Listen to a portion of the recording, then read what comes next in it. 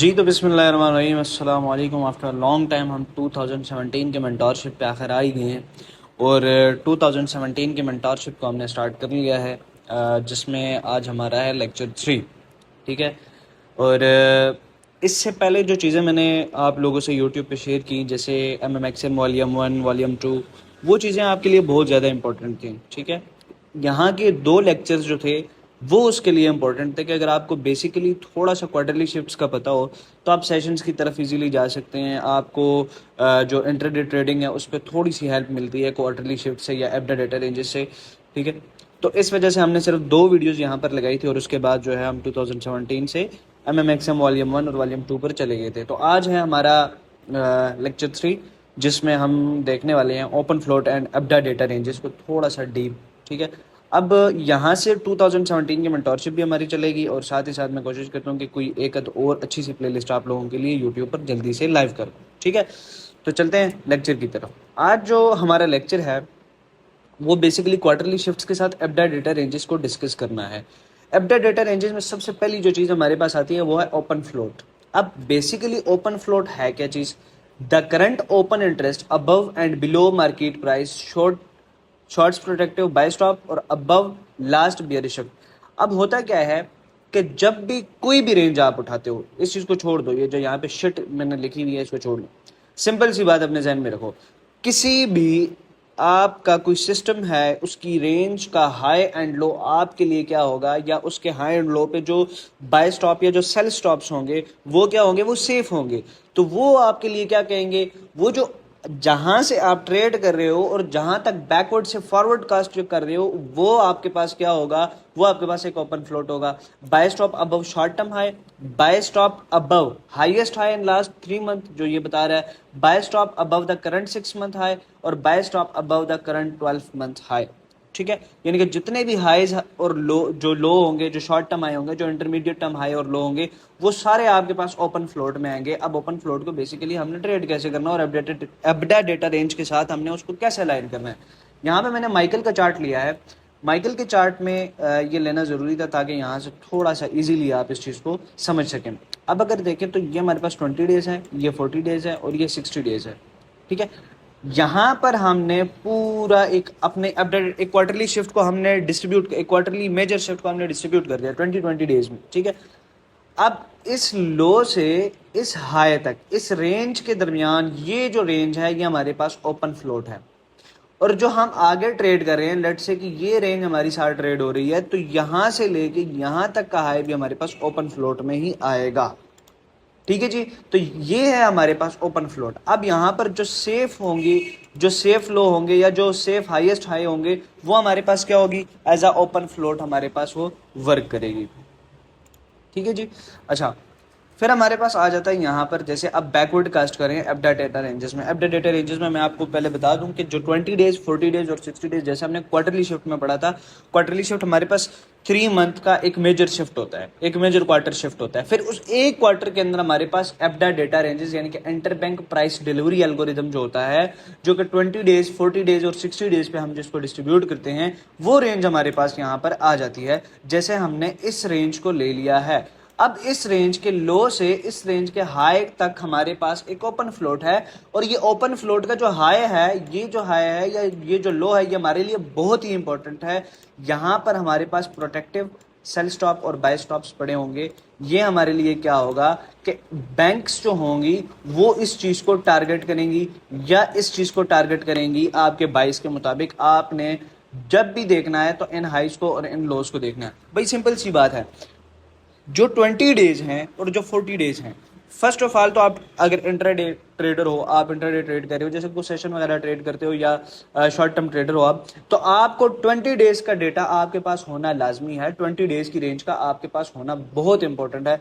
जैसे यहाँ पर आप देख लें, ये हाई था, फिर उसके बाद इस रेंज में अगर हम आए तो हमारे पास ये लो बन रहा है जिसको मार्केट ने टेक किया यहाँ पर, और देखो कितनी अच्छी मूवमेंट बाय साइड में नजर आ रही है। विद इन ये अब 20 डेज थे एंड ये हमारे पास 20 डेज थे। अब देखो ना, इन 20 डेज का आपस में एल्गोरिदम क्या है, सेम टू सेम बाय और सेल के जो बाय स्टॉप और सेल स्टॉप होंगे उसको मार्केट अप्रोच करती है। भाई आपके पास 20 डेज का हाइज और लोज बहुत इंपॉर्टेंट है। अब यहाँ पर ये भी नहीं है कि आप पावर ऑफ 3 यहाँ पे ढूंढना शुरू कर दो कि ओह ठीक है सही है, हम यहाँ पर जो है ना मार्केट क्या करेगी जनाब अली, सेल ले लिए तो बाय जाएगा, बाय ले ना। अगर आपके पास सेल साइड की लिक्विडिटी पड़ी है तो मार्केट उसी की तरफ जाना शुरू करेगी और यहाँ पर आपके पास टीएस क्रिएट करेगी।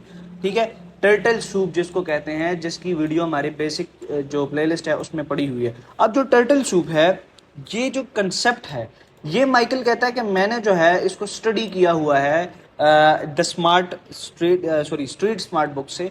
ठीक है, स्ट्रीट स्मार्ट बुक नाम है। ठीक है, अगर आप इसको गूगल करेंगे तो आपके सामने जो है ना ये आ जाएगा, स्ट्रीट स्मार्ट बुक।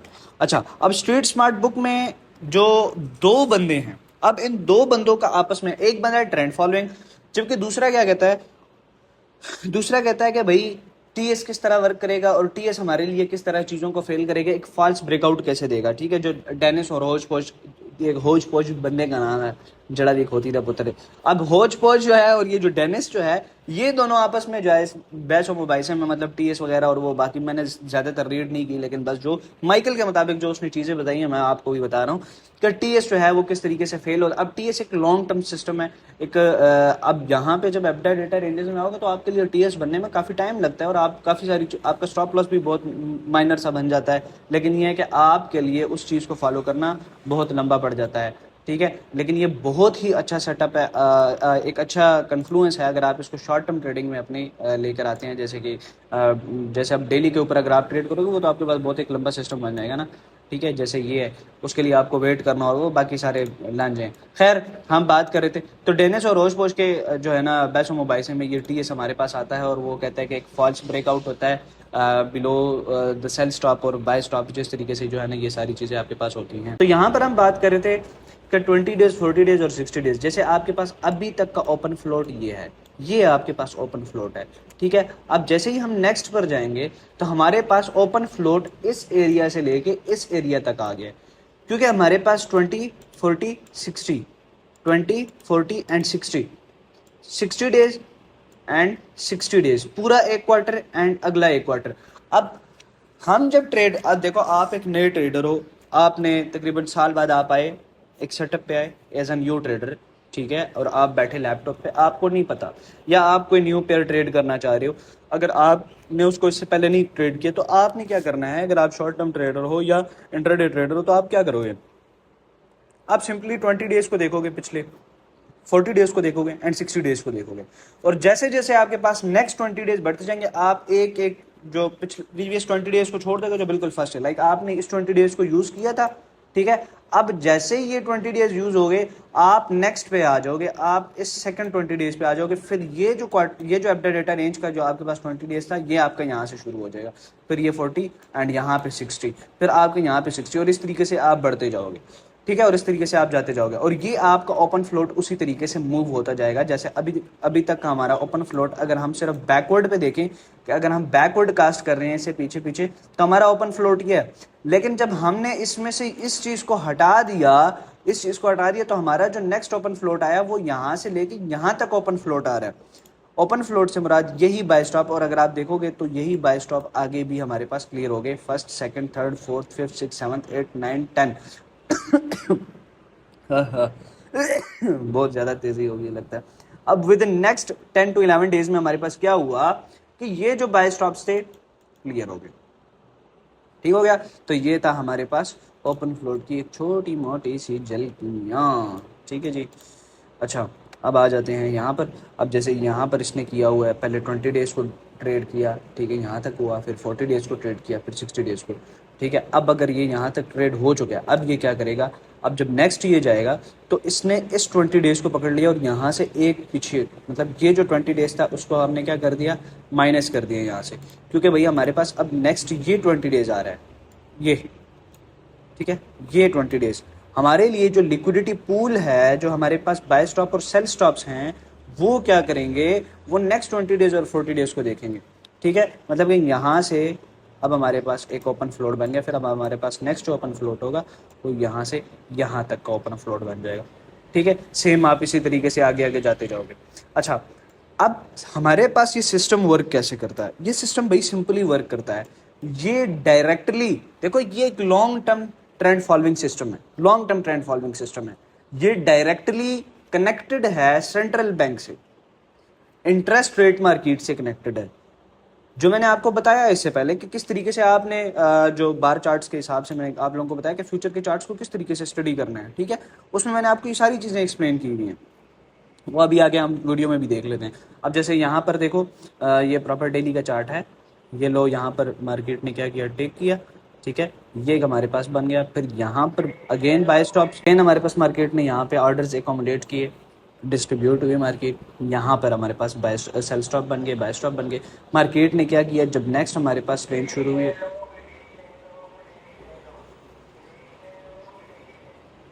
जब नेक्स्ट 20 डेज हमारे पास स्टार्ट हुए, उसमें मार्केट ने क्या किया, इस हाई को पर्च किया, और पर्च करने के बाद हमारे पास दोबारा जो ये लो था, इसकी तरफ मार्केट भागी है।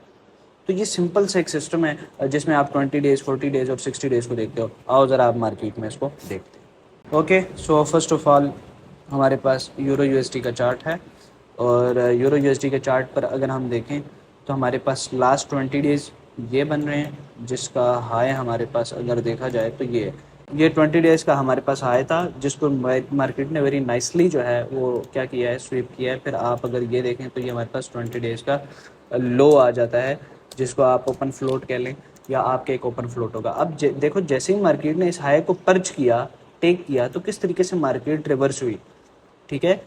अगले ही फुर्सत में मार्केट ने अपना रिवर्सल शुरू कर दिया। अब यहाँ तक अगर हम देखें तो ये हमारे पास एक 20 डेज़ था। अब ये नेक्स्ट 20 डेज़, अब हमारे पास देखो सिंपल सी चीज़ है, इस 20 डेज़ की रेंज को हम मार्क कर देते हैं। लाइक ये हमारे पास 20 डेज़ थे, ठीक है। ये हमारे पास एक 20 डेज़ चल रहा था, ठीक है। ये हमारे पास 20 डेज़ चल रहा है, इनिशियल 20 डेज़। इसी इनिशियल 20 डेज़ में हमारे पास हाई और लो पर्च होगा। ये लो, ये हमारे पास एक हाई या लो इसका पर्च होना है, ठीक है। अब देखो, उसी 20 डेज़ में हमारे पास ये सारा खाता ख़त्म हुआ। अब नेक्स्ट जो 40 डेज होंगे उसमें क्या होगा, हमारे पास जो 40 डेज का हाई बनेगा हम वो देखेंगे। जैसे हमारे पास ये बन रहा है, अब ये मेरे पास क्या है, ये मेरे पास 40 डेज का हाई है। मैं एक पूरे क्वार्टर को ट्रेड कर रहा हूँ, ठीक है, यानी कि अप्रैल। अब मई में क्या होगा कि हम देखेंगे कि भाई या तो ये जाए या फिर इस 20 डेज के लो की तरफ मार्केट आए। अब ये डिपेंड करता है कि हमारे पास फ्यूचर की मार्केट क्या कह रही है, ठीक है, फ्यूचर क्या कह रहा है। अब जब यहाँ पे मार्केट आई, सिंपल, अब देखो 2040 इसके जब लो को मार्केट ने टेक किया, तो यहाँ पे ये सारी लिक्विडिटी, प्रीवियस ईयर जितनी लिक्विडिटी है ये सारी गई। ये भी हमारे पास एक लिक्विडिटी थी जिसको मार्केट ने टेक किया, ठीक है। अब उसके बाद मार्केट ने क्या किया, यहाँ पे बाय स्टॉप्स लिए, सारे जितने बाय स्टॉप्स थे, और यहाँ पे सेल स्टॉप गए।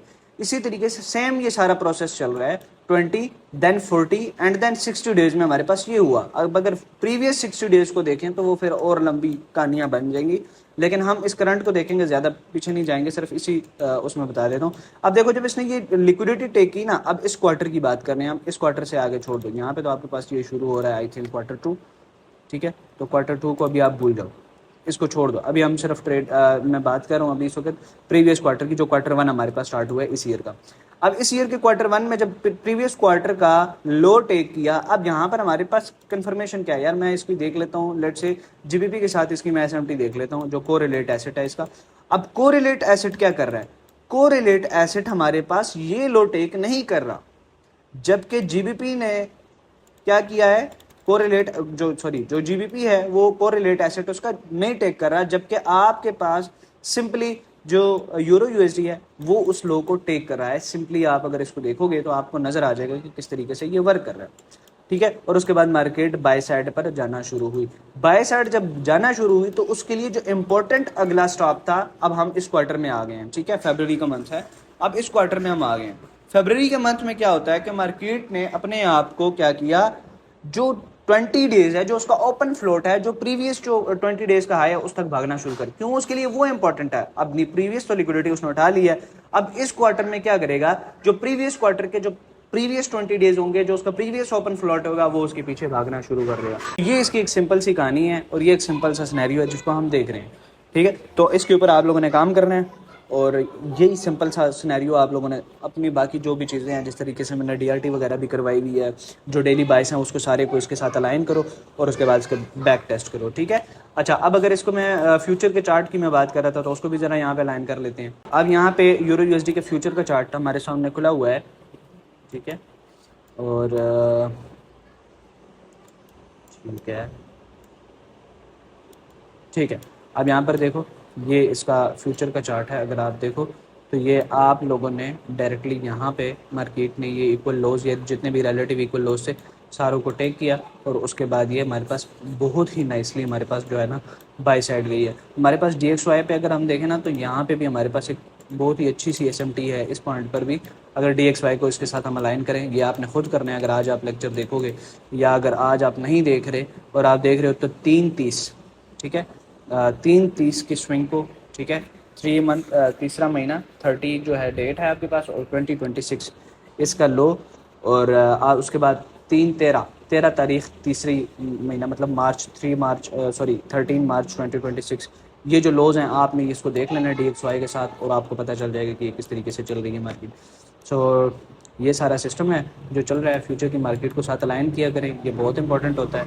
और मिलते हैं नेक्स्ट वीडियो में। Thank you so much. अल्लाह हाफ़िज़।